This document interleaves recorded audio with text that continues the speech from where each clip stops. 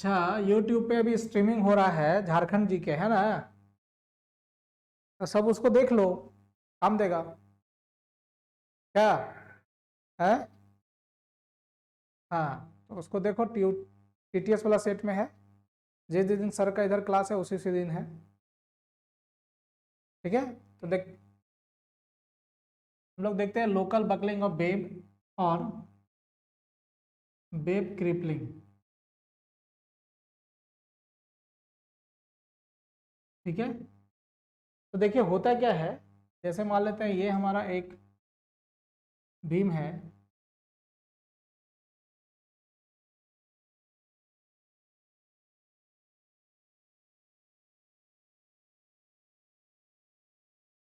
और यहाँ पर वेल्ड किया हुआ है। देखो ये किस वजह से होता है वो समझना जरूरी है ना। बेब क्रिपलिंग का मतलब क्या है, या लोकल बेब बकलिंग का मतलब क्या है। बेब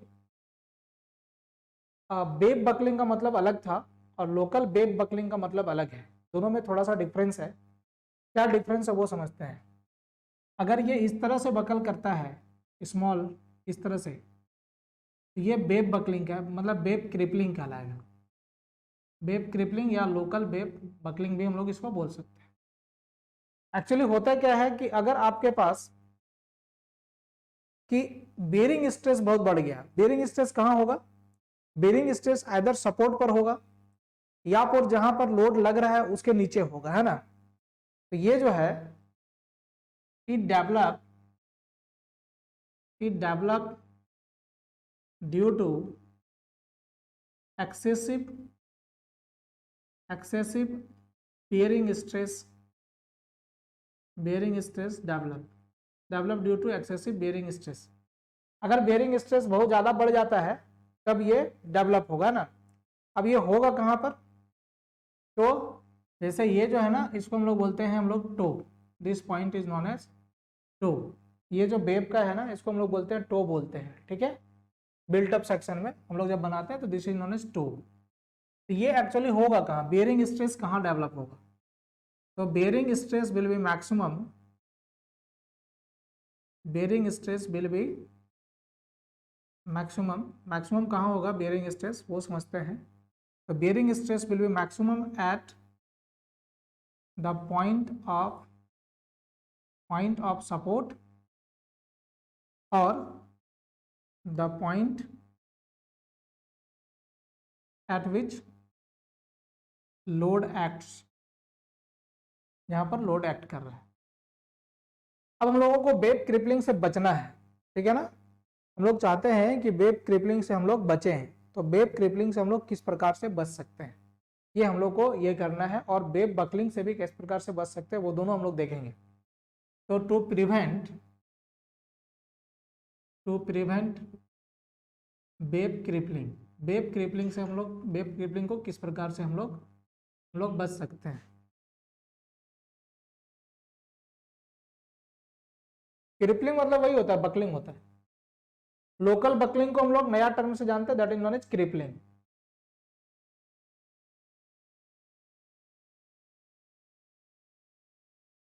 क्या हाँ, नहीं नहीं वो नहीं है ना। अब देखो कि हम लोगों को इससे बचना है, वो देखिए किस प्रकार से हम लोग करेंगे।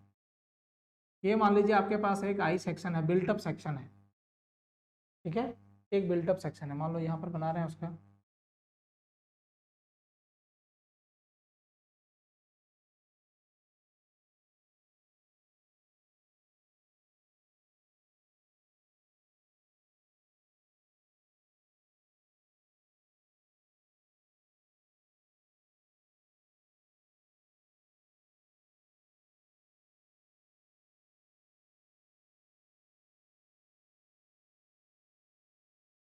इस तरह से हमारे पास एक आई सेक्शन है ना। ये सामने से देख रहे हैं और ये हम लोग इधर से देख रहे हैं। ये क्रॉस सेक्शनल व्यू है। अब इसके ऊपर जो है एक बिल्टअप सेक्शन लगा हुआ है, एक प्लेट लगा है हम लोग।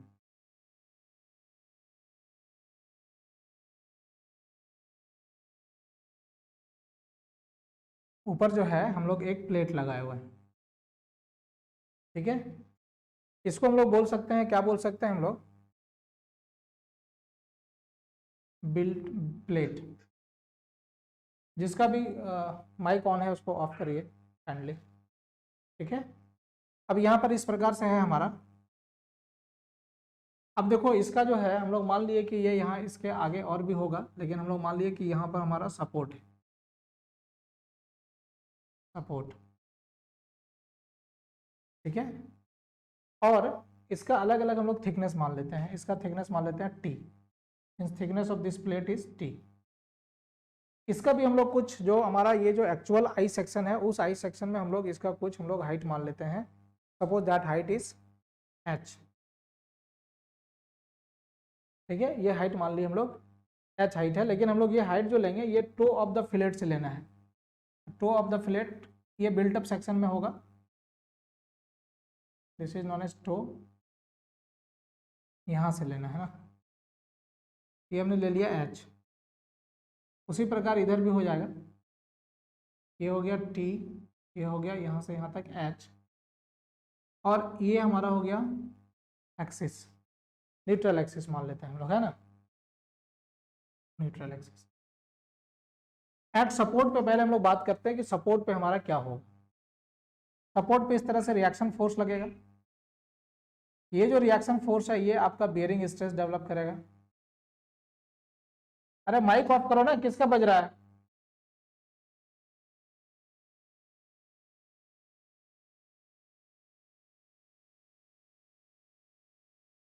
Develop due to support reaction,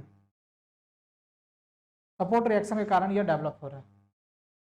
हम आउट कर देंगे अगर माइक ऑफ नहीं करेगा तो।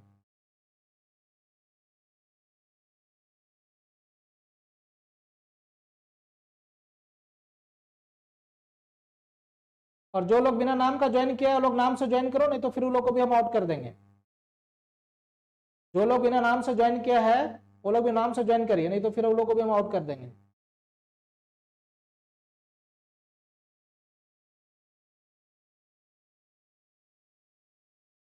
नाम से ज्वाइन कीजिए, नहीं तो फिर हम रिमूव कर देंगे। माइक ऑन करो।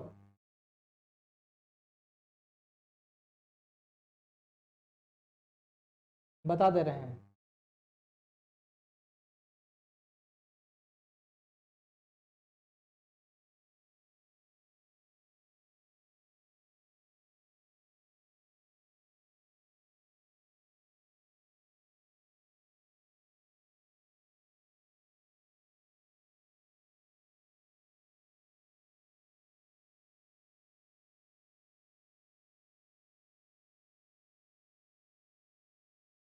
गैलेक्सी M31 कौन है, नाम से ज्वाइन करिए। गैलेक्सी M31 सुन रहा है।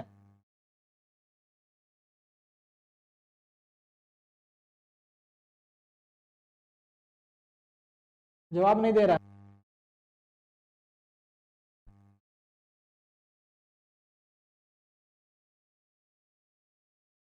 गैलेक्सी M31,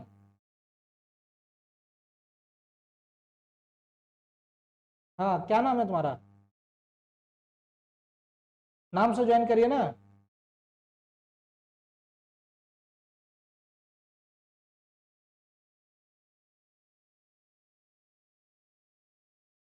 और सब अपना माइक ऑफ रखेगा, जिसका ऑन रहेगा फालतू में उसको हम रिमूव कर देंगे, क्लास डिस्टर्ब होता है।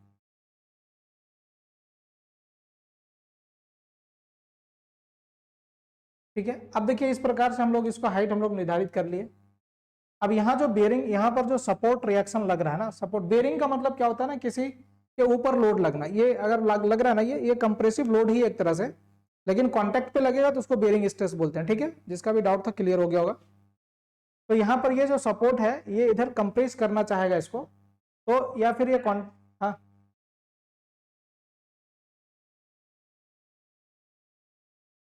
वो दिया हुआ रहेगा आपको, ये बिल्टअप बिल्टअप बिल्टअप बीम में होगा, ठीक है ना, और या गर्डर वगैरह में होगा। सिंपल जो आई सेक्शन हमारा आएगा उसमें ये नहीं रहता है।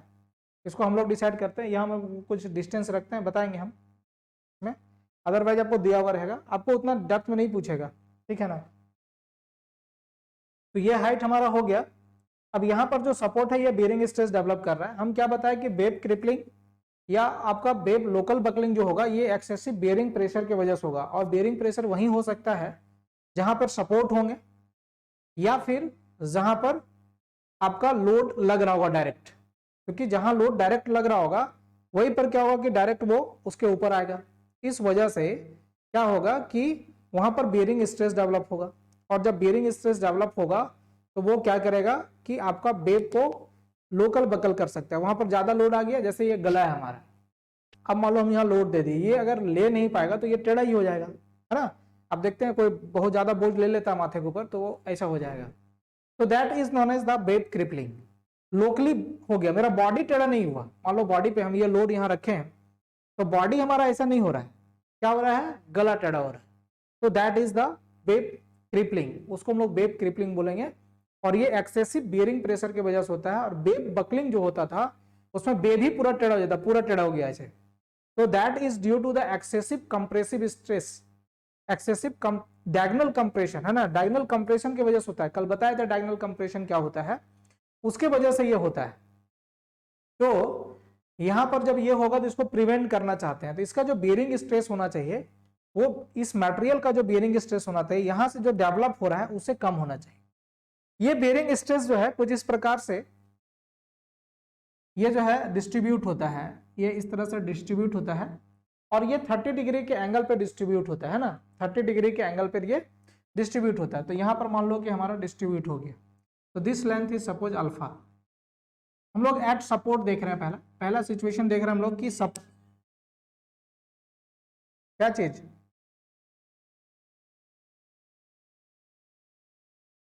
अभी तो बताए, अभी तो बताए है।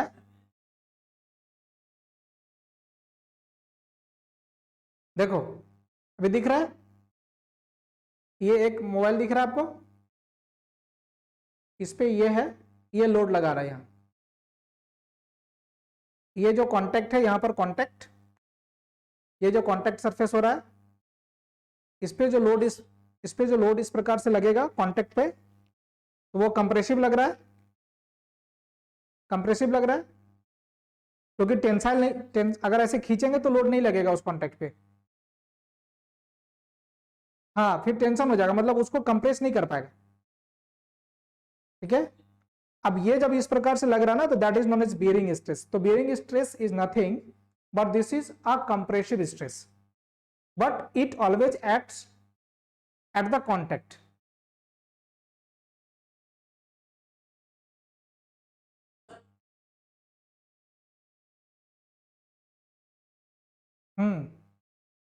बिल्कुल, जहां पर लोड लगेगा, क्योंकि बीम तो आप सामने से देख रहे हैं ना, एलिवेशन देख रहे हैं ना, आप अगर क्रॉस सेक्शन देखेंगे तो इतना चौड़ा है ना, हाँ लोड जहां लगेगा तो सपोर्ट पर भी तो लोड लग रहा है। अगर ये बीम इस तरह से सपोर्ट पर रखा हुआ तो ये इसको ऊपर ढकेल रहा है और वो नीचे ढकेल रहा है ना, देखिए ऐसे करके ये इसको दबा रहा है, तो यहां पर भी तो बेरिंग होगा, डेवलप होगा कि नहीं, सुन रहे, सुन रहे आप हमारी बात, आप सुन रहे हैं आप, ये देखिए ये आप रखा हुआ है, ये सपोर्ट इसको क्या कर रहा है, कंप्रेस कर रहा है, हाँ तो यहां पर भी बेरिंग स्ट्रेस डेवलप होगा, होगा, तो एट द सपोर्ट होगा और जहां पर लोड होगा वहां पर होगा, क्लियर, ठीक है। आपके क्या नाम है, रोहित यादव, ठीक है, ओके। अब देखो ये जो है ना, ये जो डिस्ट्रीब्यूशन होता है एज पर द कोड, ये डिस्ट्रीब्यूशन को हम लोग मानते हैं कि 30 डिग्री पे होता है, ये जो डिस्ट्रीब्यूशन होता है that is at the 30 degree, 30 degree angle पे हम लोग मानते हैं कि ये डिस्ट्रीब्यूट हो रहा है, ठीक है। अब जो है, या फिर ऐसा बोल सकते हैं कि ये जो है हॉरिजॉन्टल और वर्टिकल के बीच जो इनका रिलेशन है दैट इज 1:2.5, 1:2.5, मतलब जो है आपका अगर एक वर्टिकल जाना है तो 2.5 जो है वो हॉरिजॉन्टल की तरफ डिस्ट्रीब्यूट होगा, है ना। तो ये इसको बोलते हैं हम लोग, this line is known as load dispersion line, load dispersion line. अब अगर हम लोग सपोर्ट का बात करें, एट सपोर्ट दो जगह हो सकता है, ये मैंने बताया आपको, या तो ये कहां पर होगा एट द पॉइंट लोड, मतलब at the position of load, और दूसरा होगा कि या तो एट द सपोर्ट, ठीक है। तो ये अल्फा का वैल्यू हम लोग निकालना चाहते हैं कि what is the value of alpha. अब इनका एक थिकनेस भी होगा, ये जो हम लोग यहाँ पर बेब यूज कर रहे हैं, तो we have a thickness of this web, T is the thickness of web, thickness of web plate, ठीक है। अब देखिए ये जो फेल्योर होगा ना, ये जो बेब क्रिपलिंग होगा ना, ये टो पर होगा, टो से ही शुरू होगा, गला जहां से आपका शुरू हो रहा है ना, गला वहीं से होगा, ये इस तरह से, जहां गला शुरू हो रहा है वहीं पर होगा, यहां से। तो this is the toe, toe of the joint, joint का ये टो है ना। तो ये जब भी होगा web crippling takes place at the toe, और इसको टो ऑफ फिलेट बोलते हैं, फिलेट वेल्ड नहीं है बट टो ऑफ फिलेट इसको नाम दिया गया, ठीक है। तो कहने का मतलब यहां पे हमको देखना पड़ेगा, इस जगह पे देखना पड़ेगा कि हमारा बेरिंग स्ट्रेस जो डेवलप हो रहा है, वो बेरिंग स्ट्रेस जो इसका परमिसिबल बेरिंग स्ट्रेस है उससे ज्यादा तो नहीं हो रहा है। अगर उससे ज्यादा हो रहा है तो ये फेल कर जाएगा। तो हम लोग क्या करेंगे, सपोर्ट पे हम लोग एरिया निकाल लेंगे। तो लोड बाय एरिया जो है वही आपका क्या हो जाएगा, लोड बाय एरिया जो है वो हो जाएगा आपका स्ट्रेस, ठीक है ना। तो यहां पर कौन सा लोड लग रहा है, यहां पर लोड लग रहा है reaction force, this is a reaction force, ये रिएक्शन फोर्स यहां पर लग रहा है। तो आप सपोर्ट पर देखिए क्या है, सपोर्ट पर आपका क्या हो जाएगा कि हम लोग को निकालना है क्या, तो टू प्रिवेंट बेब क्रिपलिंग, हम लोग चाहते हैं कि बेब हमारा क्रिपल नहीं हो। तो टू प्रिवेंट बेब क्रिपलिंग क्या होना चाहिए कि sigma P calculated, sigma P calculated का मतलब है कैलकुलेटेड बेयरिंग स्ट्रेस, ठीक है। इसका मतलब है कैलकुलेटेड बेयरिंग स्ट्रेस, ठीक है। मतलब जो हम लोग कैलकुलेट करेंगे eight the to of fillet, eight the to of fillet, ठीक है। तो हम लोग कैलकुलेट करेंगे, तो स्ट्रेस बराबर क्या होता है, लोड बाय एरिया, है ना। तो यहाँ पर लोड क्या है, यहाँ पर लोड है हमारा reaction force R, and area किसका हो जाएगा, area bearing area of the fillet हो जाएगा, या toe of fillet, bearing area इसलिए बोल रहे हैं क्योंकि ये बियर करेगा, टो ऑफ फिलेट ये आ गया, this is sigma P calculated. अब हमको क्या करना होगा कि एरिया कैलकुलेट करना पड़ेगा, this is the web plate thickness, इसको हम लोग टी डब्ल्यू लिख देते हैं, अच्छा रहेगा। तो this will be what R by, ठीक है। अब एरिया देखिए, ये लोड हमारा कहां तक डिस्पर्स हुआ है, यहां तक हुआ है, तो यहां तक का लेंथ हो गया अल्फा, और इसका थिकनेस क्या हो जाएगा, मोटाई यहां से पता चल रहा है टी डब्ल्यू, तो this will be alpha into T W, ठीक है ना, ये आ गया। This should be less then permissible value of bearing stress, should be less than sigma P, this is the permissible bearing stress, permissible bearing stress,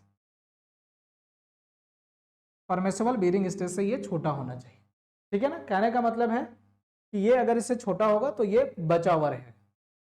अब क्या above condition satisfied हो जाएगा, if above condition is satisfied, if above condition is satisfied,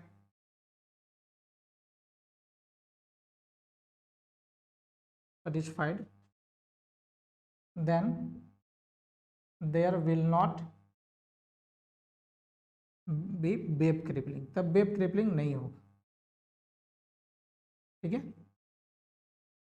अब अगर ये बढ़ जाता है, सपोज ऐसा कोई सोचता है कि ये बढ़ गया, तो बढ़ गया तो जैसे आपको एक ब्रिज का डिजाइन करना है, तो आप ब्रिज के डिजाइन करते समय आप ऐसा तो नहीं या आपको बिल्डिंग का ही डिजाइन करना है, तो बिल्डिंग का जो लोड है उस लोड को आप घटा नहीं सकते, उस लोड की वजह से जो रिएक्शन फोर्स डेवलप होगा उसको भी आप घटा नहीं सकते, क्योंकि आपको एक नीड है। अगर आप एक ब्रिज बना रहे हैं तो ब्रिज में एक पार्टिकुलर लोड का व्हीकल्स पास होगा, तो उस ब्रिज का अपना डेड लोड के अलावा जो व्हीकल्स, मूविंग व्हीकल्स है, रोलिंग व्हीकल्स है या रोलिंग लोड है, उस लोड को आप कम नहीं कर सकते, आप मैक्सिमम फिक्स कर सकते हैं। You can fix the load कि हम 10 किलो न्यूटन या 10 टन तक ही हम इस पे लोड जाने देंगे।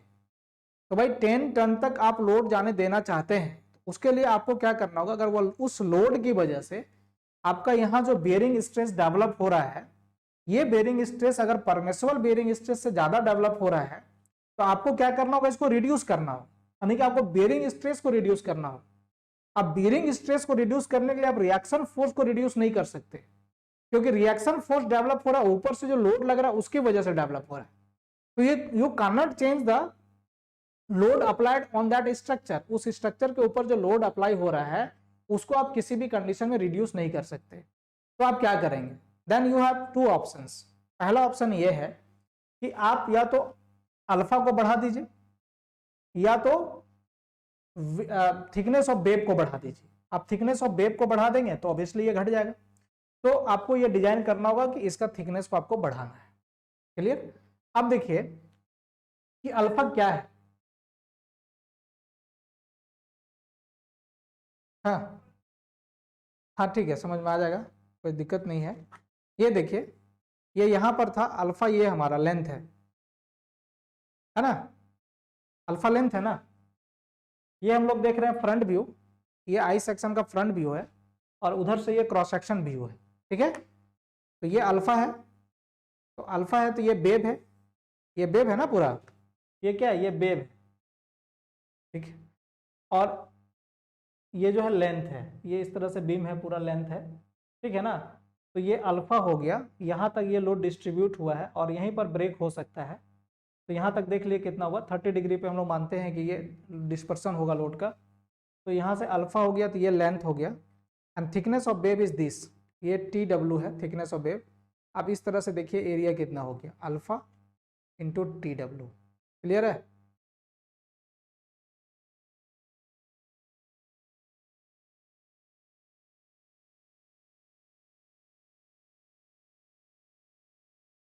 ये बोला ना, यहाँ पर ना वही एरिया तो ले रहे हैं। अच्छा ये एरिया, नहीं नहीं नहीं नहीं, देखिए आपका बेरिंग कहाँ लग रहा है, कॉन्टेक्ट मतलब क्रॉस सेक्शन पे लगेगा ना, तो ये क्रॉस सेक्शन है तो इस पे लग रहा है ना बेरिंग, हमको तो ये एरिया लेना पड़ेगा ना। ये इधर तो लग नहीं रहा है ना, लोड यहां से जाके मैक्सिमम यहाँ पर यहीं पर ब्रेक हो सकता है, हमको यहाँ का क्रॉस सेक्शन एरिया देखना पड़ेगा। ये इस तरह से लंबा है, तो कितना एरिया पे लग रहा है जहां पर वो बकल कर सकता है, ये एरिया तो इस पे नहीं है ना, ये तो प्लेन एरिया है, सामने से देख रहा है। आपका बकल कौन हो रहा है, बेब का, ये बेब है, तो बेब में ये जो पोर्शन पे लोड लग रहा है यहाँ पर बकल हो रहा है, तो उसका एरिया लेना पड़ेगा ना जिस एरिया पे लोड लग रहा है। आप जैसे कि आप बनाते हैं स्ट्रेस निकालना है, लोड ऐसे लगा है, आप ये वाला एरिया लेते हैं कि नहीं, तो वही है। तो अब ये अल्फा का वैल्यू क्या होगा, है ना, what will be the value of alpha, मैं इधर लिख रहा हूं। तो देखिए ये हो गया H प्लस टी, यहां तक अगर हम लोग देखेंगे तो this will B H plus T. तो ये लेंथ निकालना है, तो ये आप इसको निकाल सकते हैं, ये है H प्लस टी। तो this that can be calculated. अब इसका विड्थ होगा कुछ ना कुछ, सपोर्ट का विड्थ अपना होगा, सपोर्ट का विड्थ हम लोग ले लेते हैं, suppose A 30 degree code provision है। तो ये है, ये हो गया A is the width of support, और ये डिस्टेंस को हम मान लिए x। तो आपका अल्फा क्या हो जाएगा, A प्लस एक्स। अब आपको A तो पता है कि this is the width of support, you have to calculate the value of x, आपको x का वैल्यू निकालना पड़ेगा। ठीक ना, यहाँ पर TW हम लोग इसलिए कर दिए कि यहाँ पर थिकनेस ऑफ फ्लेंज पता है, हम T लिए हम लोग, थिकनेस ऑफ फ्लेंज। अब देखिए कि x निकालना चाहते हैं तो आप लिख सकते हैं क्या, 10 30 डिग्री इक्वल टू, आप लिख सकते हैं 10 30 मतलब P/B, तो P is H plus T by x. तो H plus T, sorry x equal to x equal to h plus t by tan 30 degree. So this can be calculated root 3 h plus t. So alpha can be calculated as a plus root 3 into h plus t. अब alpha मिल गया, अब हम लोग bearing stress निकाल सकते हैं, ठीक है ना। एक बार स्क्रीनशॉट लीजिए फिर बताता हूँ।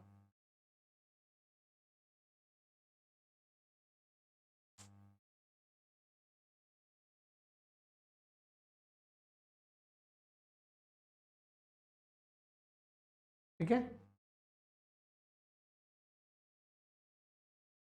अब इरेज कर दें।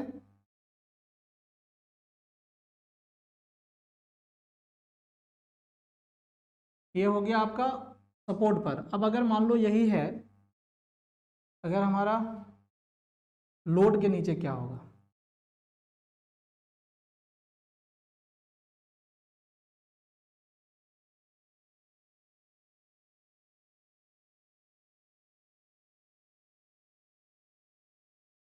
अंडर पॉइंट लोड,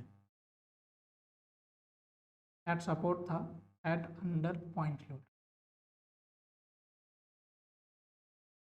आप लोड भी बोल सकते हैं। पॉइंट लोड कहने से थोड़ा सा समझ में ज़्यादा आता है, वो इसलिए हम लोग पॉइंट लोड बोल रहे हैं। यहाँ पर मान लीजिए ये लोड लग रहा है P and support width of this load is A। Point load कोई लोड नहीं होता है ना, this is an ideal situation. Point load कहीं पर भी कोई पॉइंट लोड नहीं होता है, ये एक आइडियल सिचुएशन है ना, हम लोग उसको आइडियली हम लोग ऐसा मानते हैं। तो यहाँ पर ये इस तरह से डिस्ट्रीब्यूट होगा एंड दिस, ये हो गया अल्फा, ये हो गया एक्स, ये भी हो गया एक्स। फिर ये डिस्पर्स होगा कितना डिग्री पे, 30 डिग्री पे विथ हॉरिजॉन्टल, हॉरिजॉन्टल के साथ 30 डिग्री पे होगा, वर्टिकल के साथ 60 डिग्री पर होगा। ये हो गया 30 degree and this depth is what, हम लोग फिर से वही सेम सेम लिए हैं टी और एच, तो this will B H plus T. ठीक है, एक्स हम लोग अभी निकाले थे, तो हमारा क्या हो जाएगा, बेयरिंग स्ट्रेस हो जाएगा sigma P calculated, this will B P by alpha into T W. अब अल्फा इक्वल टू क्या निकलेगा, ए प्लस 2x, एक्स अभी भी निकाले थे हम लोग, x equal to root 3 into H plus T. So alpha equal to what, A plus 2 into root 3 H plus T. This must be less than sigma P permissible value. ठीक है, अब यहाँ पर क्या है कि अगर ये एबव ये दोनों कंडीशन सेटिस्फाइड हो गए, कि ये कंडीशन सेटिस्फाइड हो गया, तो आपका वेव क्रिपलिंग नहीं होगा जो हमने लिखा था अभी। If above condition is not satisfied, above condition is not satisfied, then if above condition is not satisfied, then increase the thickness of wave so that bearing area of wave increases and bearing stress reduces। ठीक है, ये हमने बात कही थी, उसको मैंने लिख दिया है। ठीक है, चलो एक बार ले लो स्क्रीनशॉट।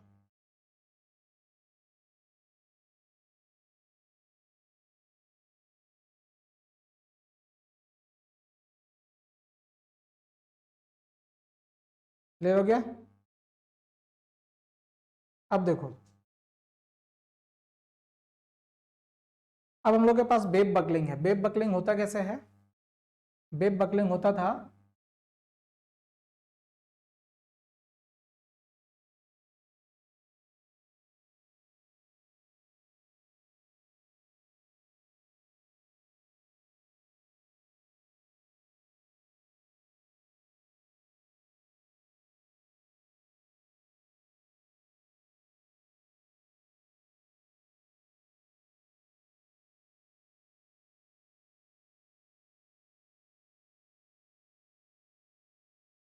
कौन बोल रहे हैं,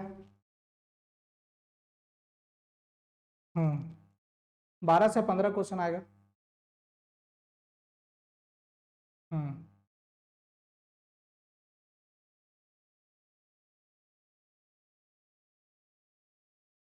JSSC का ऐसा एग्जाम है जिसमें कोई सब्जेक्ट वाइज मैक्सिमम वेटेज नहीं है।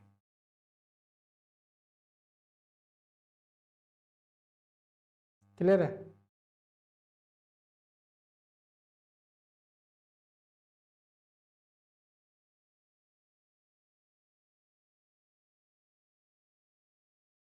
एक्चुअली क्या है कि बिल्डिंग मटेरियल के अलावा एक और सब्जेक्ट है, कंक्रीट टेक्नोलॉजी, और एक सब्जेक्ट और है, बिल्डिंग कंस्ट्रक्शन। तो बिल्डिंग मटेरियल के केस में होता क्या है कि कंक्रीट को हम लोग बिल्डिंग मटेरियल में कंसीडर कर लिए हैं, ठीक है ना। इस वजह से नंबर ऑफ क्वेश्चंस बढ़ गया है, क्योंकि जब हम पढ़ाते हैं तो कंक्रीट टेक्नोलॉजी जो कंक्रीट का पार्ट है ना, जो पूछता है जहाँ से क्वेश्चन, उसको हम बिल्डिंग मटेरियल में ही पढ़ा देते हैं, ठीक है।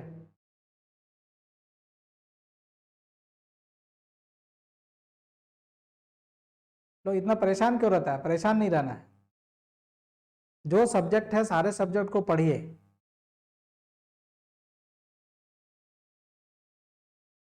कुछ दिन के लिए जॉब छोड़ दीजिए, प्राइवेट जॉब कर रहे हैं, कुछ दिन के लिए छोड़ दीजिए, क्योंकि ये मौका फिर 5 साल बाद मिलेगा।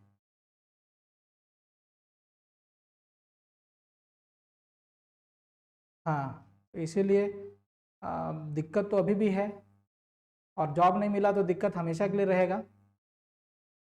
इसलिए मेरा सलाह है, मतलब ऐसा नहीं कि मेरे सलाह पे छोड़ दीजिए और फिर होगा नहीं तो फिर बोलेगा सर आप ही छुड़वाए थे नौकरी दिलवाइए, ठीक है ना।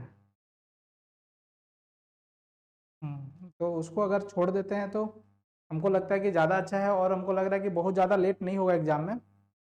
मैक्सिमम प्रोबेबिलिटी है कि एग्ज़ाम जून में हो जाए, ठीक है। हाँ, ज़्यादा चांस है जून में हो जाए, ठीक है ना।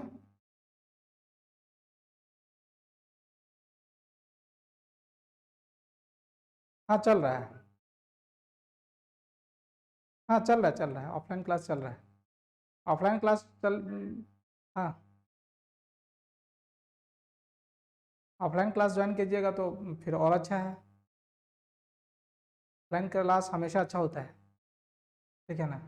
अच्छा होने का मतलब ये नहीं कि चीज़ें अलग पढ़ाएंगे हम, लेकिन उसमें क्या होता है, आप हमारे साथ होते हैं ना, तो आपके ऊपर एक प्रेशर, एक प्रेशर क्रिएट करते हैं हम लोग होमवर्क के लिए, याद करने के लिए। अब वो ऑफ ऑनलाइन में नहीं कर सकते हम क्रिएट। उसमें इस प्रकार से, अब जैसे कि कोई है यहाँ पर, अब किसी को पूछेंगे वो जवाब नहीं देगा तो हम उसको कुछ कर नहीं सकते। बट ऑफलाइन में क्या है, हमारे सामने होता है वो बंदा, उसके साथ हम बहुत कुछ कर सकते हैं, ठीक है। तो कोई जो ऑफलाइन क्लास करता होगा उससे पूछ लीजिएगा कि फिर हम किस प्रकार से उसको पढ़ाते हैं।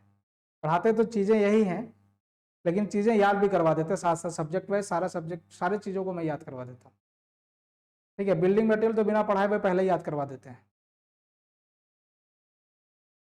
ठीक है। ऐसे नहीं कि रिजल्ट ऐसे ही नहीं होता है, रिजल्ट करने के लिए बहुत कुछ करना पड़ता है। फिर यहाँ पे बहुत सारी चीज़ें हैं वो आपको ऑनलाइन में नहीं दे सकते हम, पॉसिबल ही नहीं है ना। आपको ऑनलाइन में हम अच्छा से पढ़ा सकते हैं, ठीक है ना, और उसके अलावा हम कुछ नहीं कर सकते। फिर आपको पढ़ना है, आपको उस पर काम करना है। अगर आप नहीं करते हैं तो फिर कोई मतलब नहीं है ऑनलाइन क्लास का। आइडिया तो देते ही रहते हैं, आइडिया के लिए कहाँ मना किए हैं? कभी किए हैं क्या मना? वो बताते रहेंगे, वो चीज़ें जो है, और जो भी है जो अच्छा है वो सब चीज़ करते रहेंगे। और क्लासेस हमेशा बहुत सारे कोचिंग चलाते हैं, लेकिन क्लासेस हमारा जो है, आप देखते होंगे कि हम जल्दी कोशिश करते हैं कि क्लास ऑफ ना, ज़्यादा से ज़्यादा क्लास पॉसिबल होता है करवाएं हम लोग, है ना। तो देखिए यहाँ पर आप देखते हैं। हाँ,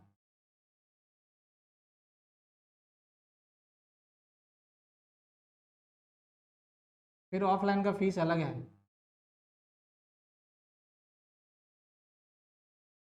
हाँ हाँ, वहाँ पढ़ सकते हैं, आप बैठ के पढ़ सकते हैं, बहुत लोग पढ़ता रहता है।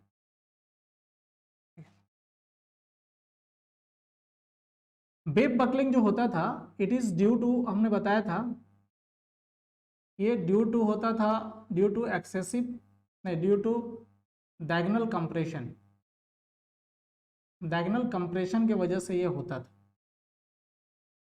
और डायगोनल कंप्रेशन जनरली डेवलप होगा कहाँ, सपोर्ट पर डेवलप होगा। आपको मैंने पहले बताया है कि जो डायगोनल कंप्रेशन होगा वो सपोर्ट पे, मतलब जनरली सपोर्ट पे होता है, या फिर आपका जहां पॉइंट लोड लगेगा वहां पर होगा। शियर फोर्स जहां पर मैक्सिमम होगा वहां पर आपका ये डायगोनल कंप्रेशन स्ट्रेस डेवलप होता है।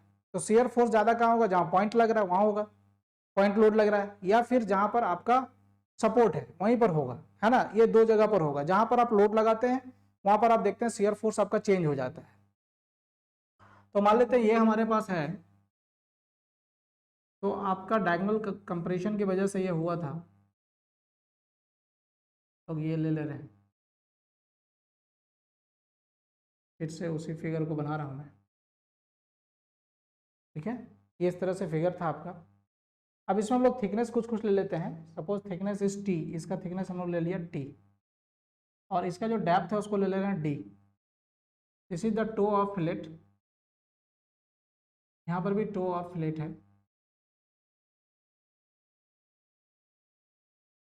अब ये जब भी होगा तो ये पूरा में होगा, इस तरह से पूरा में होगा। ये क्यों हो रहा था, कंप्रेशन की वजह से, मतलब ये जो वेव है ना वो कंप्रेसिव स्ट्रेस नहीं ले पा रहा था ज्यादा तब। अब कंप्रेसिव स्ट्रेस कौन नहीं ले पाता है, कंप्रेसिव मेंबर कौन है हमारा, कंप्रेशन मेंबर। तो कंप्रेशन मेंबर है हमारा कॉलम। तो इसका मतलब जो है वेव जो है यहाँ से यहाँ तक टो के बीच में जो हमारा ये वेव है, ये एक कॉलम की तरह वर्क करेगा,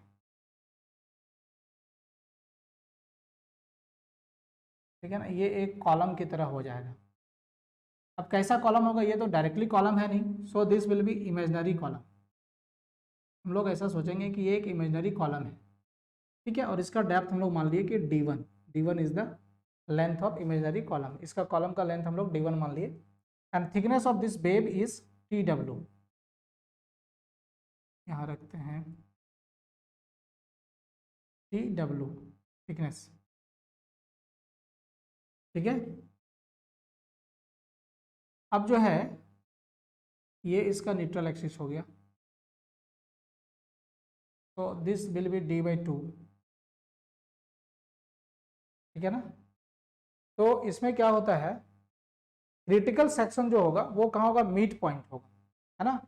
ये मिड पर होगा, this will be the critical section, ठीक है ना। This will B critical section, यानी जब बकल करेगा तो हम लोग को यहाँ पर सबसे मैक्सिमम कंप्रेसिव स्ट्रेस डेवलप होगा। अब इसका डायग्राम हम लोग यहाँ बना लेते हैं।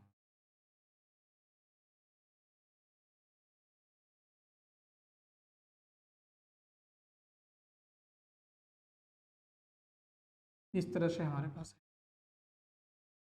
है, ये सपोर्ट है, फिर से यहाँ पर रिएक्शन फोर्स लग रहा है, यहाँ पर शेयर फोर्स ज़्यादा हो जाएगा। अब हमारा क्रिटिकल सेक्शन ये है, सबसे ज़्यादा कंप्रेसिव स्ट्रेस यहाँ हो सकता है। इसका वेरिएशन देखेंगे तो ये इस प्रकार से होता है 45 डिग्री पे।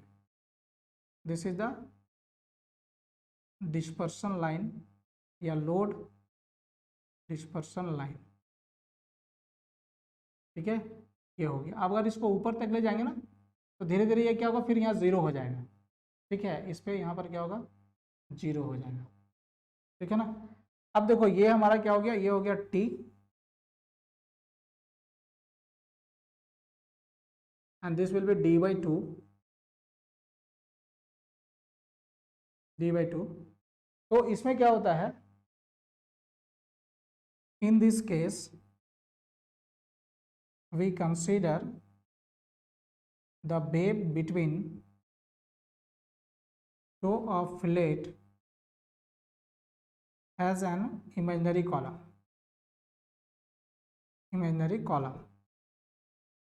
which both ends are fixed। ये दोनों तो फिक्स हो गया ना, both ends are fixed। हम लोग ऐसा मानते हैं कि जिसका दोनों एंड जो है वो फिक्स्ड है, ठीक है। दोनों एंड को हम लोग क्या मान लिए, फिक्स्ड हो गया, ठीक है ना। तो क्रॉस सेक्शन एरिया अगर हम लोग इमेजिनरी का निकालना चाहेंगे, the cross section area of imaginary column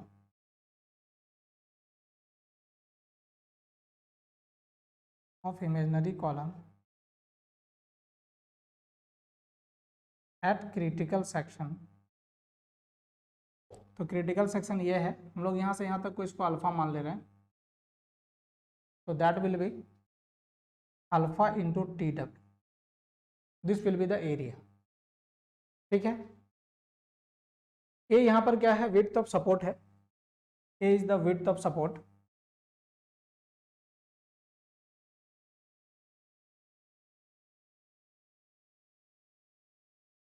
तो ये डिस्टेंस क्या हो गया आपका,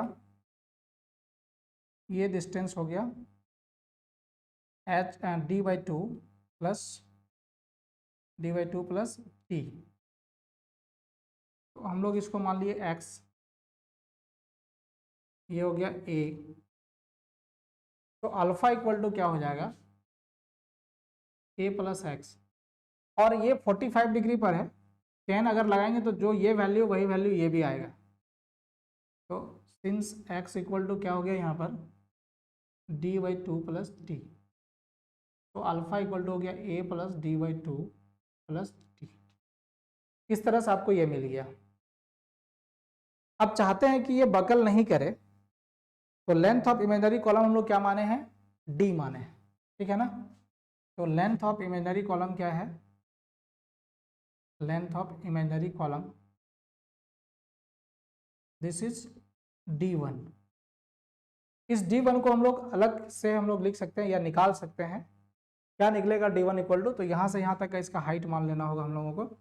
इसका कुछ हाइट है, सपोज इसका हाइट यहाँ से हम लोग मान लिए कि H2 है या H है, H2 मान लेते हैं। तो D1 को हम लोग कैलकुलेट भी कर सकते हैं। पूरा यहाँ से यहाँ तक क्या है, सॉरी यहाँ से यहाँ तक को हम लोग H मान लिए। तो ये यहाँ से यहाँ तक का हाइट D है, और ये H और ये H इन दोनों घटा देंगे तो D1 निकल जाएगा। सो this will B D minus 2H। तो इफेक्टिव लेंथ क्या हो जाएगा, इफेक्टिव लेंथ, तो देखिए यहाँ पर क्या लिखा हमने कि column which both ends are fixed, दोनों एंड जब फिक्स होता है तो उसका इफेक्टिव लेंथ हो जाता है L/2। तो दिस विल बी D1/2। तो ये हमारा इफेक्टिव लेंथ यहाँ से मिली है। अब इफेक्टिव लेंथ मिल गया तो हम लोग लैम्डा निकाल लेते हैं इमेजिनरी कॉलम का, लैम्डा फॉर इमेजिनरी कॉलम। तो क्या होता है L effective by R minimum, ठीक है। तो सो लैम्डा इक्वल टू क्या हो गया, L इफेक्टिव हो गया D1/2 इंटू R मिनिमम। तो हम लोग को कैलकुलेट करना पड़ेगा क्या, R मिनिमम कैलकुलेट करना पड़ेगा।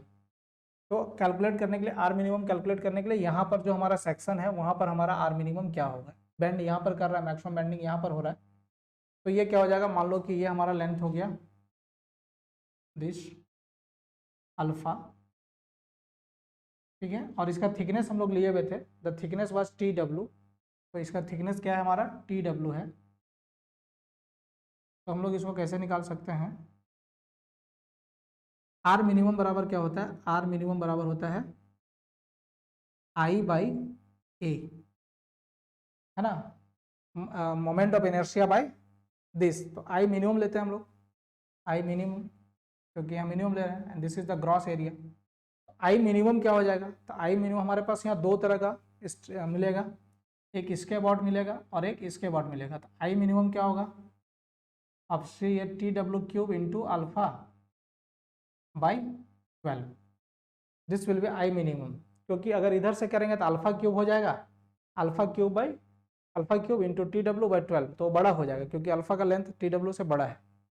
तो therefore R minimum can be calculated as this is TW³ into alpha by 12 into AG, area बराबर क्या निकाले थे हम लोग, अल्फा इंटू TW। तो अल्फा इंटू TW का under root, so this will be cancel and this will be also cancelled. So this is TW square, so this is TW by 2√3, this is R minimum. So lambda can be calculated here, lambda D1/2 into TW by 2√3, so this will be cancelled, so √3 D1/TW। इस तरह से lambda आपको मिल जाएगा। that lambda, अब lambda जब मिल गया हम लोग तो इसके corresponding हम लोग क्या निकाल सकते हैं, सिग्मा निकाल सकते हैं, है ना। तो वी कैन, बताए थे कॉलम में, we can calculate sigma AC। अब यहाँ से लोड कैरिंग कैपेसिटी निकाल सकते हैं P से बराबर क्या होता है सिग्मा AC इंटू AG, है ना। अब जो हमारा लोड कैरिंग कैपेसिटी है ये अगर ये आ गया, तो अगर ये जो पी सेफ है, जो अप्लाइड लोड है हमारा आर, उससे अगर ये छोटा है, सॉरी बड़ा है, तो फिर क्या है कि सेफ है आर, या फिर यहां पर कर सकते हैं applied load, applied load, then it is web buckling, web buckling not happen. ठीक है, ये देख ली, स्क्रीनशॉट लीजिए।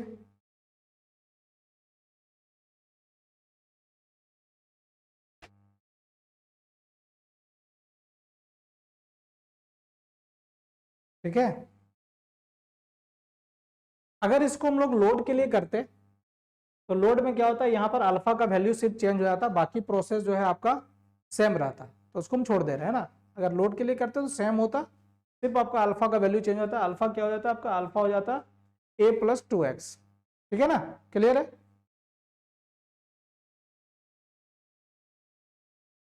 हाँ,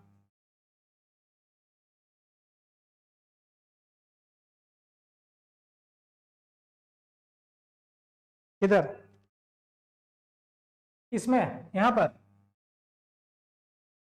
नहीं, ये यहाँ के बाद तो, यहाँ के बाद तो फिर रिड्यूस होने लगा ना, यहाँ से ऊपर जब जाने लगे तो फिर रिड्यूस हो गया ना, तो क्रिटिकल तो यहीं पर, सबसे मैक्सिमम तो यहीं पर है ना, बकल तो करेगा सबसे ज्यादा डिस्प्लेसमेंट यहीं पर होगा ना। हाँ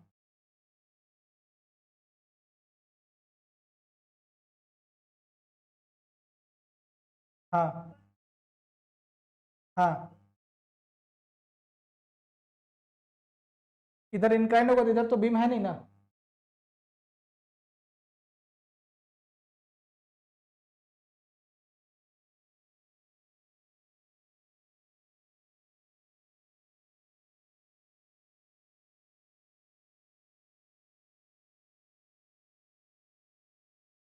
ये सब देख रहे थे आप, सिंपल जो क्या प्रिवेंटेशन लेना चाहिए, और ये सब बीम में नहीं होना चाहिए।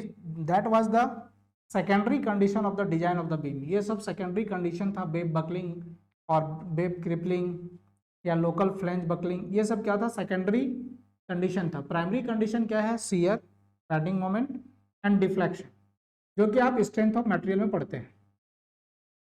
ठीक है, अब देखिए हम लोग बिल्टअप बीम का डिजाइन करेंगे, है ना। हम लोग क्या करेंगे, बिल्टअप बीम का डिजाइन करेंगे।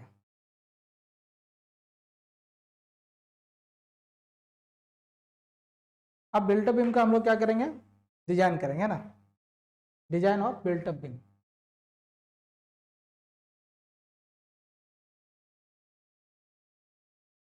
बता रहा हूं, this is also known as plated beam.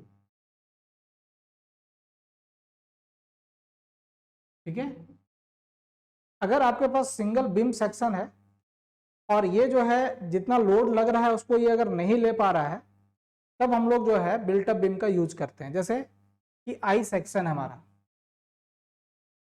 अच्छा, ये जो बातें कर रहे थे हम लोग कि जैसे ये है एक आई सेक्शन है, this is the rolled I section, rolled I section. जो हम लोग देख रहे थे कि local web, local flange buckling, ये सब जो देख रहे थे, वो आपका रोल्ड सेक्शन में नहीं होता है, क्योंकि इसमें आपका सारा चीज को जो है ना वो प्रोपोर्शन में बनाया हुआ रहता है। लेकिन मान लो ये हमारे पास सिंगल आई सेक्शन है या सिंगल सेक्शन ऑफ बीम है, अब इस पे लोड दे रहे हैं हम लोग, तो ये बकल कर जा रहा है ना, या फिर क्या हो जा रहा है कि फेल कर जा रहा है। तो उस सिचुएशन में इसके स्ट्रेंथ को बढ़ाने के लिए हम लोग क्या करते हैं ना, कि इसके ऊपर प्लेट लगाते हैं। वो प्लेट क्या करता है, area of distribution of load को बढ़ा देता है। जैसे यहाँ पर हम लोग प्लेट लगा दिए एक, है ना, ये प्लेट लगा दी, तो ये क्या करता है ना, area of distribution of load को इंक्रीज कर देता है। तो this is known as plated beam या फिर बिल्टअप बीम। बिल्टअप बीम का यूज हम लोग कितना से कितना स्पेन के लिए करते हैं, 15 से 20 मीटर के लिए करते हैं। और जो रोल्ड सेक्शन था उसका जो है हम लोग 15 मीटर के पहले ही स्पिन तक करते हैं, नहीं तो फिर वो बेंड होने लगता है। फेल्योर 3-4 प्रकार से होता है। वेब बकलिंग हो सकता है, टॉर्सनल बकलिंग भी हो सकता है, टॉर्सनली बेंड कर जाएगा। ये है यहाँ से ऐसे बेंड कर गया ऐसे, ये है आई सेक्शन, ये ऐसे बेंड कर जाए, that is known as torsional failure. तो टॉर्सनल फेल्योर भी हो सकता है, ठीक है ना। तो अगर if single section of beam cannot withstand applied load, then built up beam is used। तब लोग बिल्ट अप बीम का यूज करते हैं। अगर बिल्ट अप बीम भी नहीं ले पाएगा तब फिर प्लेट गर्डर का यूज करते हैं, ठीक है। तो मान लो हमने ये बिल्ट अप बीम बना दिया, ये हमारा है प्लेट, जो एडिशनल प्लेट हम लोग यहाँ पर ऐड कर रहे हैं। हमको डिजाइन क्या करना है, ये जो रोल्ड सेक्शन है, रोल्ड सेक्शन ऑलरेडी हमारे पास वो जो सेक्शन है इसके बारे में हमको सब कुछ पता है। रोल्ड सेक्शन का मतलब वह सेक्शन जो कि इंडस्ट्री से बन गया है।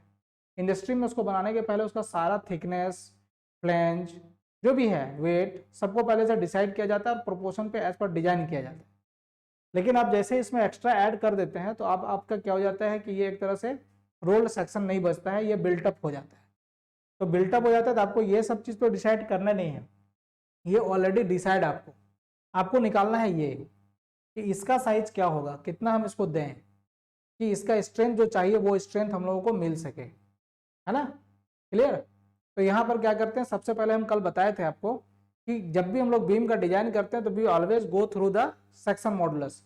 हम लोग को सेक्शन मॉडुलस पे ध्यान रखना चाहिए कि what is the section modulus, section modulus है क्या, ठीक है ना।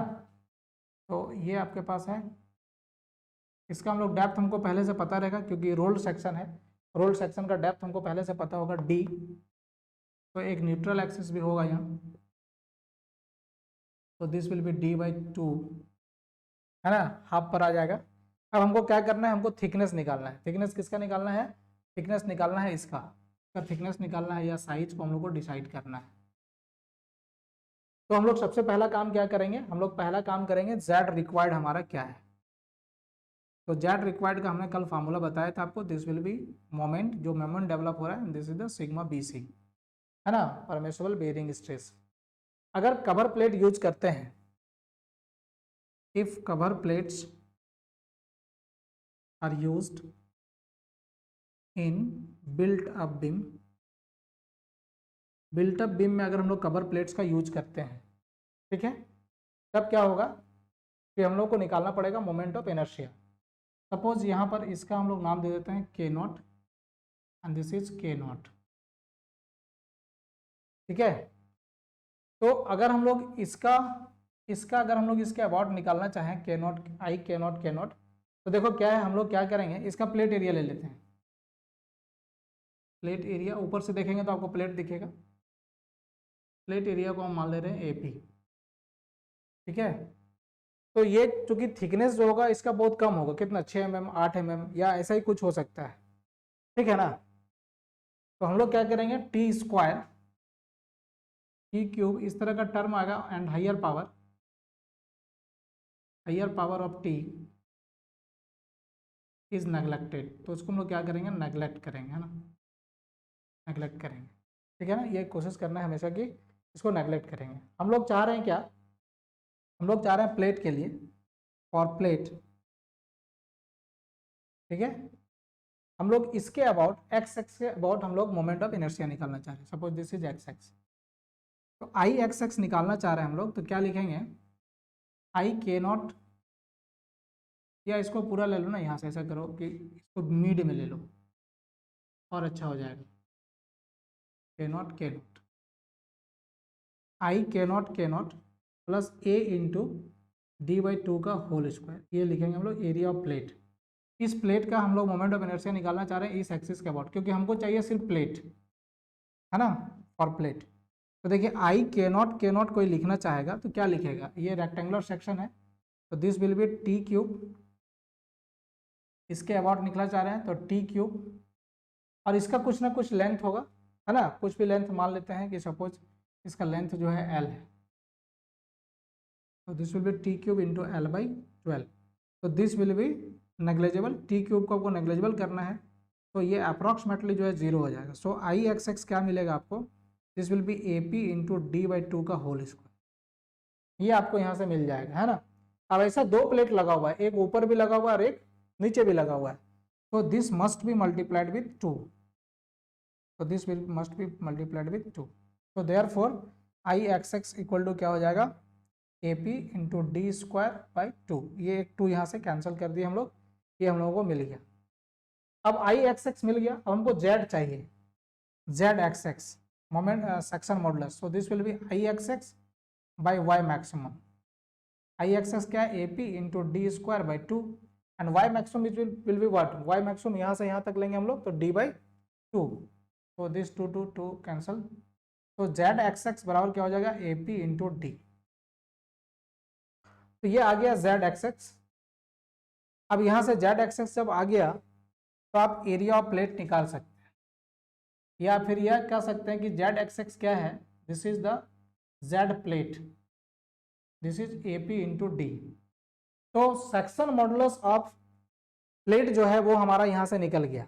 अब हम लोग का पूरा जो सेक्शन मॉडुलस है, पूरा ओवरऑल सेक्शन का, वो जेड अगर हम लोग लें, जेड रिक्वायर्ड, तो जेड रिक्वायर्ड क्या हो जाएगा, जेड रिक्वायर्ड हो जाएगा जेड ऑफ बीम, पहले से जो यहाँ पर हमारा बीम बना हुआ था, रोल्ड सेक्शन था, इस रोल्ड सेक्शन का, प्लस जेड ऑफ प्लेट, ये आपको नॉन रहेगा क्योंकि ये जो है सेक्शन का सब सारा चीज डायमेंशन वायमेंशन सब फिक्स है, पहले से ये नॉन है, तो Z plate can be calculated as what, Z required minus Z beam, ठीक है, and the Z plate is what, Z plate is AP into D, so that required minus Z beam, so AP area of plate can be calculated from here, this, इस तरह से area of plate आप calculate कर सकते हैं। अब area of plate जब calculate कर लिए तो you can calculate the area dimension of the plate, dimension आप निकाल सकते हैं। अब जब ये डायमेंशन फाइंड हो जाएगा तो हम लोग क्या करेंगे कि हम लोग इसका शियर चेक कर लेंगे, shear stress, bearing stress, bending moment check कर लेंगे कि जो बेंडिंग मोमेंट डेवलप हो रहा है उससे ज़्यादा नहीं होना चाहिए। इन सब सारे चीज़ों को हम लोग क्या करेंगे, चेक कर लेंगे, और चेक करने के बाद हम लोग देखेंगे कि सारा जगह सेफ आ रहा है, तो फिर हम लोग समझेंगे कि जो हमारा सेक्शन हमने जो यहाँ लगा रहे हैं वो सेक्शन जो है आपका क्या है, वो सेक्शन आपका मतलब परफेक्ट है, आप उसका यूज कर सकते हैं, है ना। इस प्रकार से हम लोग देख सकते हैं, ठीक है। ये था बिल्टअप सेक्शन, क्लियर है।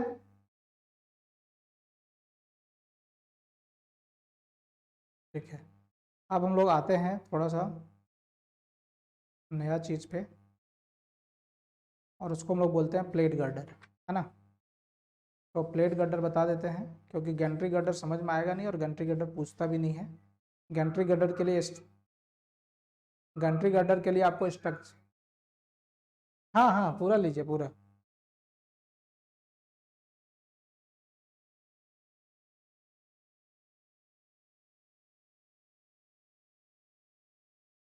यहाँ भी तो एक प्लेट है,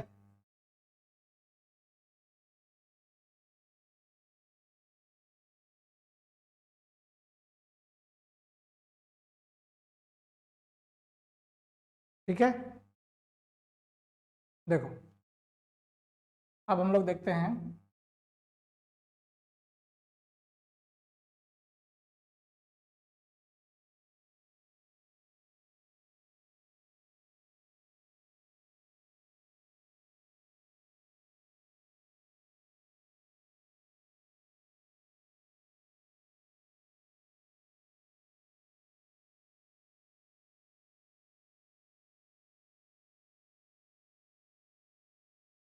डिजाइन ऑफ प्लेट गर्डर।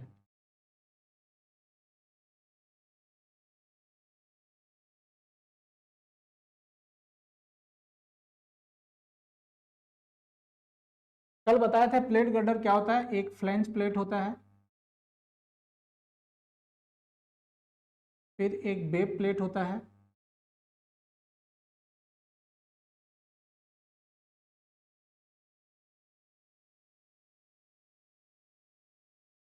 अब इसमें हम लोग एक एंगल से इसको जोड़ देते हैं,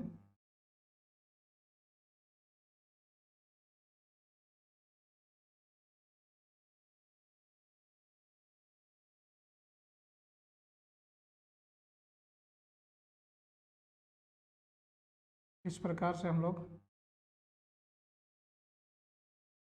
एंगल से इसको जोड़ देते हैं। यहाँ पर रिवेटिंग किया, यहाँ पर भी रिवेटिंग कर दिए। ये बेब प्लेट हो गया, ये फ्लेंज प्लेट हो गया, ये यहाँ पर भी वेल्ड रिवेट होगा, ये फ्लेंज एंगल हो गया। तो जब बिल्टअप कॉलम जो है वो बिल्टअप बीम अगर लोड नहीं ले पाएगा तब हम लोग क्या करते हैं कि प्लेट गर्डर बनाते हैं। If built up beam can not withstand the load, then plate girder is used। तब हम लोग प्लेट गर्डर का यूज करते हैं। ठीक है, अब इसका ये तो क्रॉस सेक्शन व्यू है, हम लोग सामने से एक व्यू बनाते हैं इसका कि सामने से ये किस प्रकार से बनेगा। ठीक है ना, तो देखो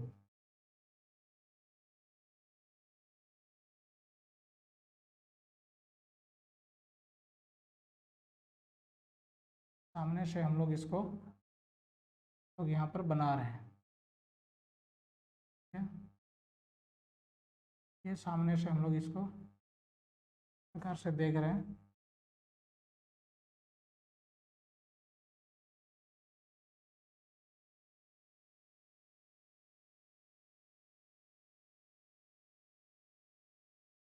ठीक है, ये इस प्रकार से हमारा बन रहा है।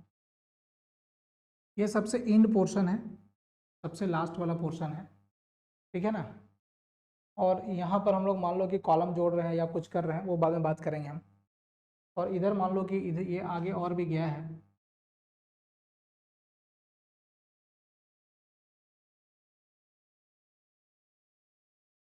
इस प्रकार से ये यहाँ लोड लग रहा है मान लो P। ठीक है, अब जो है ऊपर वाला जो पोर्शन है ये कहलाएगा compression flange. This is known as compression flange, क्योंकि ऊपर कंप्रेशन होगा, so this is known as compression flange and this portion is known as tension flange. So we have a neutral axis also, यहाँ पर ये neutral axis है। ठीक है, अब मान लेते हैं यहाँ पर सपोर्ट है,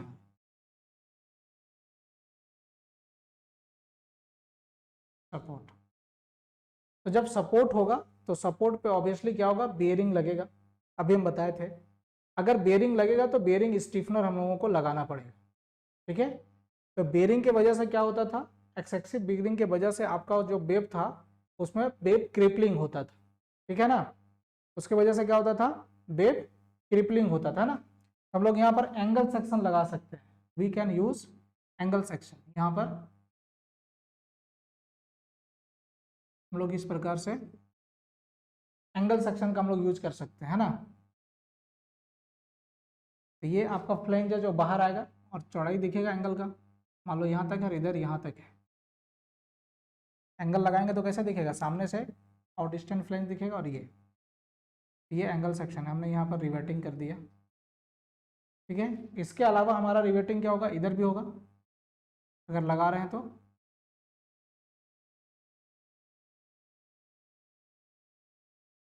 ठीक है, ये जो है इसको हम लोग बोलेंगे end bearing Stephenson, end bearing Stephenson. हाँ, नहीं नहीं प्लेट नहीं लगा, ये तो पूरा एंगल ही है जी। एंगल लगेगा, सामने से देखोगे तो कैसा दिखेगा, ऐसा है एंगल। ऊपर से देखोगे तो क्या दिखेगा, ऊपर से देखोगे तो ये थिकनेस दिखेगा और ये चौड़ाई भी तो दिखेगा। तो ये वो है ना। ठीक है, ये आउट स्टैंड है और वो क्या है, कनेक्टेड है। ठीक है, अब क्या है कि अगर मान लो कि इसमें हमको वर्टिकल स्टिफनर लगाना है हम लोग एक वर्टिकल स्टिफनर हम लोग एंगल लगा सकते हैं या चैनल लगा सकते हैं, जो इच्छा करे वो लगा सकते हैं। तो this is vertical stiffener, vertical stiffener इस प्रकार से ये लगा दिए हम लोग, है ना। This portion are known as panels, ये जो यहाँ से यहाँ तक का पोर्शन है वो उसको हम लोग बोलते हैं पैनल, ठीक है। अब हम लोग न्यूट्रल एक्सिस के ऊपर जो है हॉरिजॉन्टल स्टिफनर भी लगा सकते हैं, यहाँ पर हम लोग हॉरिजॉन्टल स्टिफनर लगा सकते हैं। दिस इज हॉरिजॉन्टल स्टिफनर, ये जो है आपका हॉरिजॉन्टल स्टिफनर कहलाएगा। तो इसमें भी आपको क्या करना होगा, रिवेटिंग करना होगा। यहाँ भी लगा सकते हैं आप हॉरिजॉन्टल स्टिफनर, कब लगाएंगे हम लोग कंडीशन देखेंगे। तो these are horizontal stiffener, clear है। पैनल है, पैनल में दो वर्टिकल स्टिफनर के बीच या दो कोई भी स्टिफनर के बीच का जो जगह है ये दिस है ना, ये डिस्टेंस जो है पैनल में कभी भी आपका जो है वो 180 डिग्री 180 TW से बड़ा नहीं होना चाहिए। TW क्या है, TW is the thickness of web, web का थिकनेस है, ये इससे बड़ा नहीं होना चाहिए।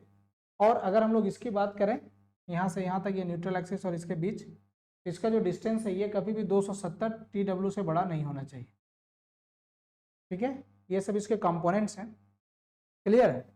अब देखो कि अगर आप चाहते हैं कि ये जो वेब है हमारा, अच्छा थिकनेस ऑफ वेब जो है ना, मिनिमम आपको कितना लेना है, मिनिमम 6 mm लेना है। ऐसे ये 6 mm से 15 mm तक वेरी करता है, लेकिन मिनिमम थिकनेस आपको 6 mm लेना है, उससे कम नहीं लेना है, ठीक है ना। अब ये जो हमारा यहाँ से यहाँ तक का डिस्टेंस है, इसको हम लोग बी बोले थे, हम लोग याद कीजिए कल भी बताए थे लगता है। ये जो बी है, अगर आप चाहते हैं कि ये बकल नहीं करे, है ना, लोकल वेब बकलिंग ना हो, तो this be should not be more than 16 TT, sorry ये इसका हम लोग थिकनेस ले लेते हैं यहाँ से यहाँ तक TT मान लो, फ्लेंज का थिकनेस, या TF भी लिख सकते हैं, ज़्यादा अच्छा रहेगा, TF लिख देते हैं। TF उससे बड़ा नहीं होना चाहिए, या that should not be more then what 256/FY, ठीक है। तो ये सब इसके कंपोनेंट्स हैं।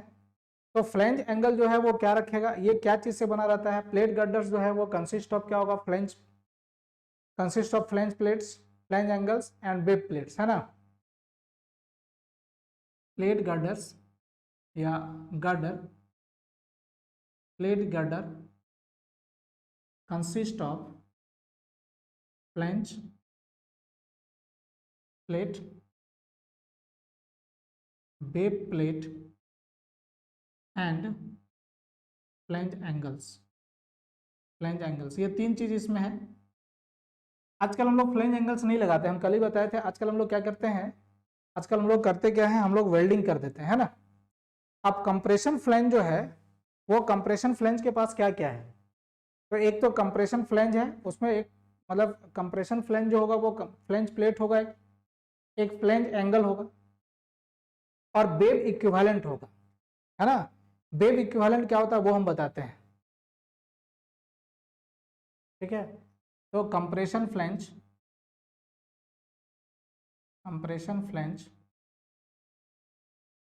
consist of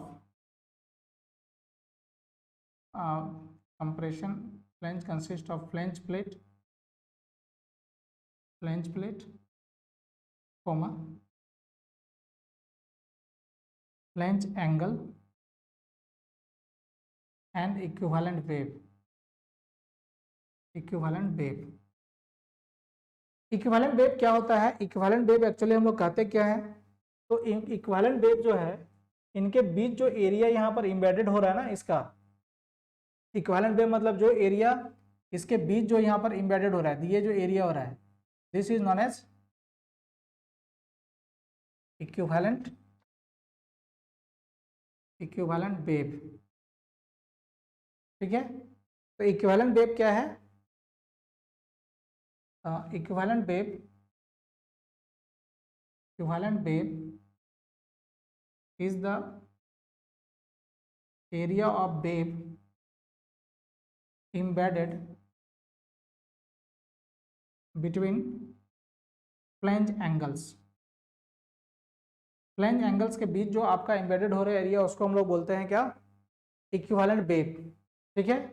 और ये जोन में मतलब आपका कंप्रेशन जोन में जो इक्विवेलेंट वेब का एरिया होगा वो जो है 1/6 ऑफ एरिया ऑफ वेब लेते हैं, है ना। In case of compression flange, कहाँ बाहर जाना है, ठीक तो है। In case of compression flange the wave area of wave equivalent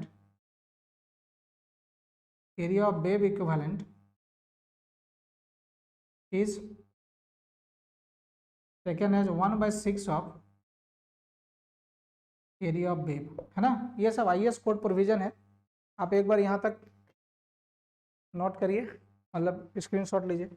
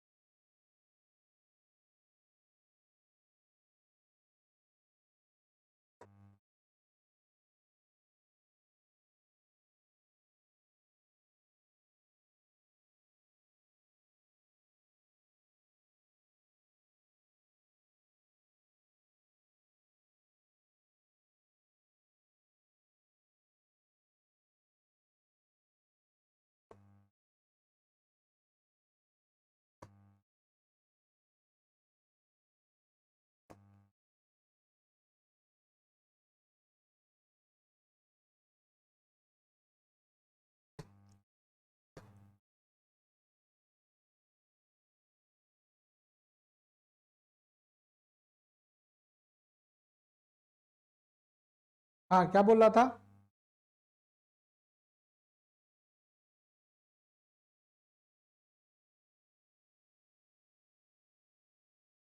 अब देखो,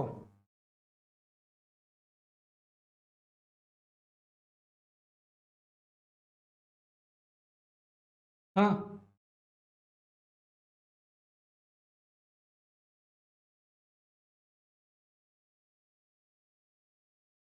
अलग अलग होगा, अभी हम लिख रहे हैं। अब देखिए टेंशन फ्लैंज जो है, tension flange consist of flange plate, flange angle and equivalent wave,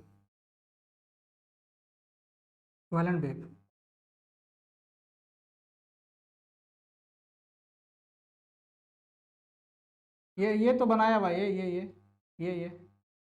ये जो यहाँ से यहाँ तक ये नहीं है, यहाँ गैप है ना, ये गैप है, हम लिखेंगे आगे इसलिए यहाँ छोड़े हुए हैं गैप 6 mm का हम लोग प्रोग्राम। हाँ, यहाँ पर इस एंगल के बीच में एम्बेडेड एरिया, ये जो एरिया है एम्बेडेड है इसके बीच में है ना, एंगल के बीच में। अभी तो डेफिनेशन लिखे थे,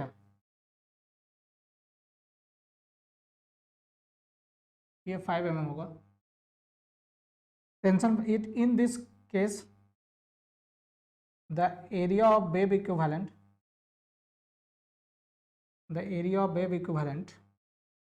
is taken 1/8 of wave area. Less area is taken to take care of rivet holes. Rivet जो बना है तो ये चूंकि टेंशन में आ जा रहा है, तो टेंशन में आ जाने के कारण क्या होगा कि जो आप जानते हैं कि नेट एरिया पे टेंशन का डिजाइन होता है, तो उस केस में हम लोग एरिया को यहाँ पर हम लोग कम मान के चलते हैं, कम लेते हैं ना।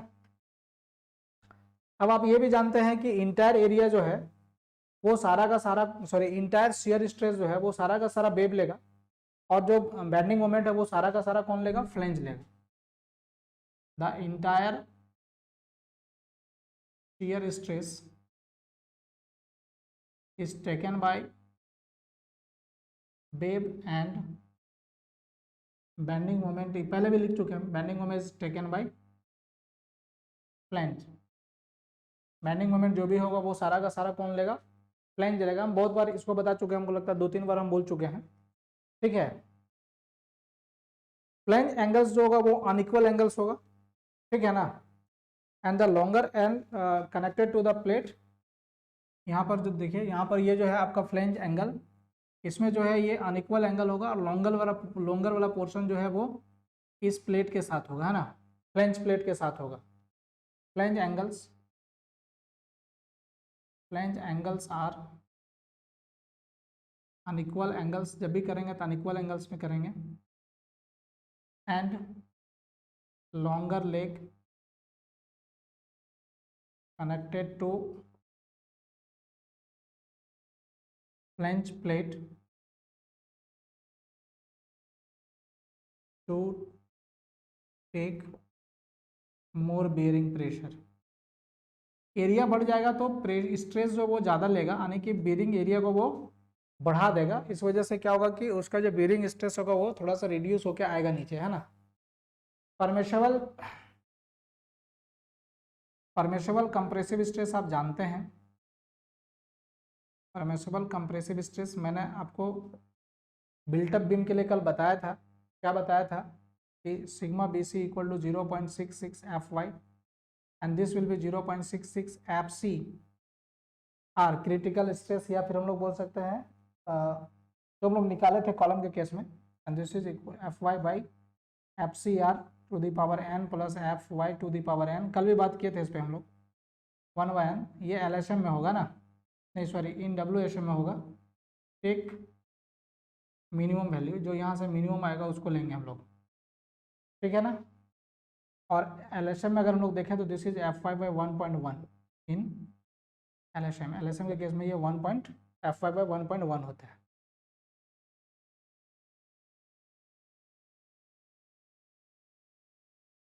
अब देखिए एक बार स्क्रीनशॉट ले लीजिए।